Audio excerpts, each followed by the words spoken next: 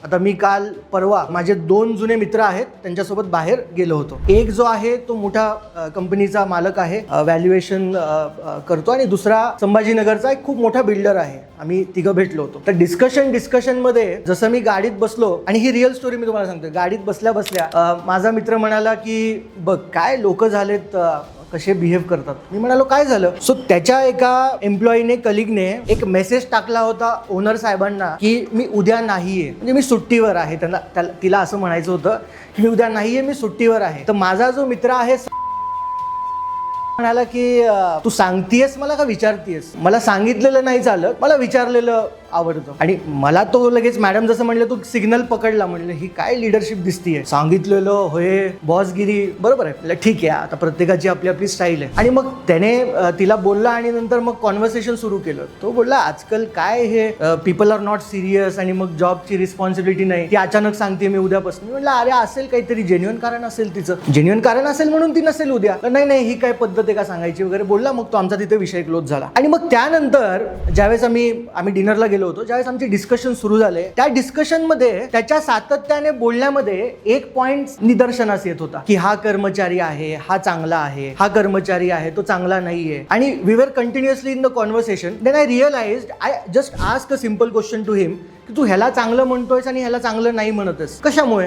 नाही कळतं ना. कशामुळे पण. नाही कळतं ना. मी म्हणलं हो कळतं, पण कसं. नाही अरे आता हे यांच्यासोबत मी रोज काम करतो, मला माहितीये ना कोण कसं आहे आणि कोण कसं नाहीये. म्हणलं अच्छा, कोण कसं आहे आणि कोण कसं नाहीये ह्याच्या जजमेंट वरती तू कसा आलास. तो बोलला अरे जजमेंट काय. म्हणलं मी रोज यांना बघतो, माझ्या डोळ्याने बघतो. माझे काय तुझ्यासारखे 5-6 ऑफिस नाही, एकच ऑफिस आहे आमचं. आम्हाला हे रोज लोक दिसतात, चहा पाण्याला दिसतात, लंच मध्ये दिसतात. मी सांगतो ना तुला कोण कसं आहे. मी म्हणलं अरे तसं नाही, तू जजमेंट मारतोयस खरं, पण तू मला सांग तरी की हा व्यक्ती चांगला नाहीये कारण ह्याचे हे मॅट्रिक्स खराब आहे. जसं मी मॅट्रिक्स हा शब्द वापरला, he was completely blank on his face. त्याला समजे ना की मॅट्रिक्सचा अर्थ काय असतो. मोठा मालक आहे कंपनीचा.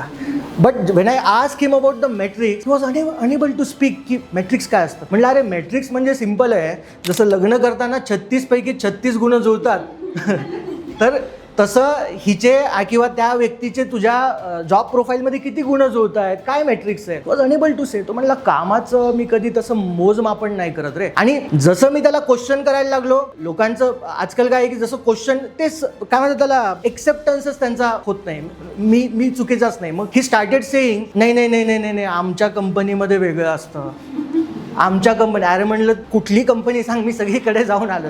तू कंपनीच नको सांगू मला. कंपनीचं काय, पीपल मॅनेजमेंट इज एव्हरीवेअर. मग ती भारताची क्रिकेट टीम असो, फुटबॉलची टीम असो, पॉलिटिक्स असो, हॉस्पिटल असो, मॅन्युफॅक्चरिंग युनिट असो, कुछ भी हो भैया, लोगों को हँडल करना है. तुम्हारा मॅट्रिक्स क्या है. समजा एखादा भारताच्या क्रिकेट टीम मध्ये एखाद्या प्लेअरला ड्रॉप केलं, कॅप्टनकडे पाहिजे ना की मॅट्रिक्स नाही यार, मागच्या 15 मॅचेस मध्ये त्याचं स्ट्राईक रेट नव्हतं म्हणून मी त्याला काढलं. आता अजिंक्य रहाणेला इंटरव्ह्यू मध्ये विचारलं होतं, अजिंक्य रहाणेला त्याच्या स्ट्राईक रेट बद्दल विचारलं. बघा कसं जजमेंटल चालती दुनिया. Ajinkya Rahane is a captain of KKR. त्याला विचारलं की, म्हणजे आता सगळेजण म्हणतात की KKRचा कॅप्टन कशाला अजिंक्य रहाणे, अच्छा नहीं खेल रहा है वो सब है. अब उसमें अजिंक्य रहाणे का ये था, उन्होंने बोला कि पिछले 1.5 साल का तुम अगर मेरा स्ट्राइक रेट देखोगे तो सारे IPL में मैं सेकंड रैंक करता हूँ. How can you ask me this question. तो अगर आप मुझे सवाल पूछ रहे हो, that means you are judgmental और either you are jealous of my career. So कभी कभी लीडरशिप में हमारे साथ ऐसा ही होता है कि हम किसी स्पेसिफिक टीम मेंबर को विदाउट परफॉर्मेंस उसको जज करते हैं, और जिसका परफॉर्मेंस नहीं उसको प्यार भी करते हैं फालतू का.